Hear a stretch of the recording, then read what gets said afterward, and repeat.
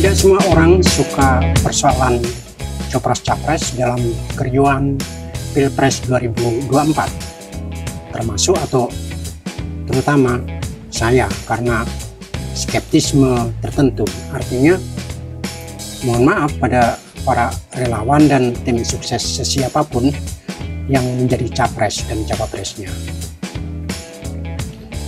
Karena siapapun yang kelak jadi pres dan wapres hanya soal suka dan tidak suka. Tapi rakyat jelantah tidak pernah tahu bis berpenumpang 300-an juta umat manusia di Indonesia ini mau dibawa kemana, dengan apa. Tidak ada yang tahu. Indonesia yang sejahtera dan maju tentu saja, tetapi bagaimana caranya? Artinya yang tidak setuju dengan statement ini ya bisa skip video ini.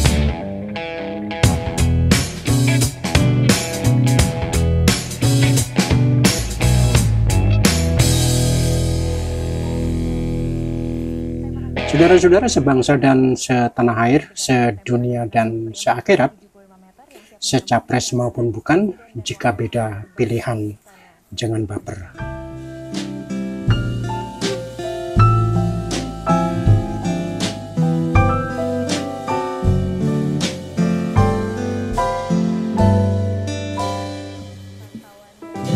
Sistem politik di Indonesia, atau katakan lebih sederhana lagi, sistem pemilu dan sistem presiden kita, pilpres kita, belum memberikan ruang yang memadai untuk tumbuhnya kedaulatan rakyat.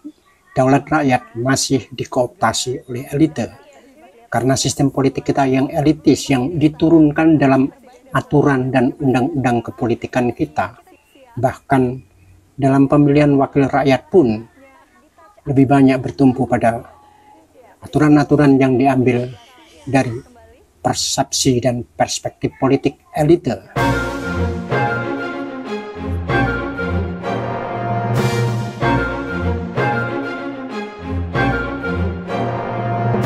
Kerancuannya tampak pada bagaimana ketatanegaraan kita kemudian menjadi sesuatu yang transaksional. Jika kita bertanya sistem pemerintahan kita berdasar presidensial atau parlementer, kita tidak bisa menjawabnya. Dari praktik awalnya dan didagu sampai sekarang memakai sistem presidensial. Tetapi dalam politik transaksional kita tahu pemerintahan kita tidak sepenuhnya dalam kuasa presiden. Dalam praktik pemerintahan, parlemen terlibat dalam kekuasaan eksekutif, di mana presiden tidak memiliki kemandirian dalam hak-hak eksekutifnya. Untuk itu, langkah pragmatisnya, kemudian presiden jika ingin kekuasaannya smooth, stabil, harus mendapatkan dukungan real yang kemudian dibangun dengan yang dinamakan mitra koalisi dengan partai-partai politik. Maka menjadi rancu dengan sistem presidensial, tetapi di parlemen ada fraksi pro pemerintah dan ada partai politik yang menyebut diri sebagai oposisi.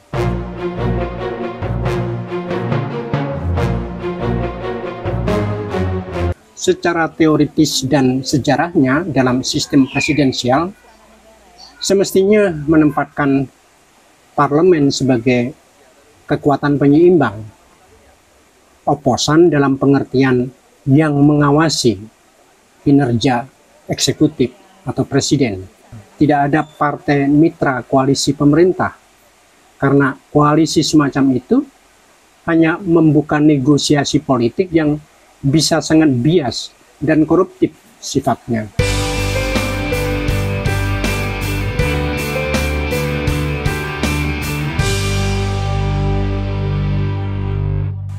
Anakan atau turunan kerancuan lainnya bisa kita lihat kebingungan soal kita mau memakai sistem pemilu atau pileg terutama yang bagaimana memakai sistem terbuka atau sistem tertutup. Saking rancunya kita tidak tahu apa yang kita bela dan kita tolak dengan argumentasi yang layak. Sistem pemilihan tertutup dinilai tidak demokratis karena hak pilih rakyat hanya dipakai sebagai legitimasi, tetapi substansi pemilihan dikuasai partai politik. Rakyat seolah memilih kucing dalam karung. Dalam persepsi semacam itu, pemilu atau pileg dianggap menjadi tidak demokratis. Tetapi manakala sistem terbuka yang dipilih, politik kita juga sudah disabotase partai politik dengan praktik politik uang, politik yang koruptif, dan itu juga tidak kalah brengseknya.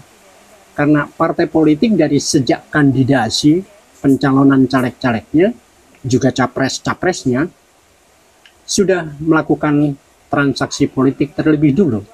Sehingga kemudian muncul fenomena partai politik mencomot orang populer atau membujuk orang kaya untuk membeli kesempatan, opportunity politics yang ditawarkan.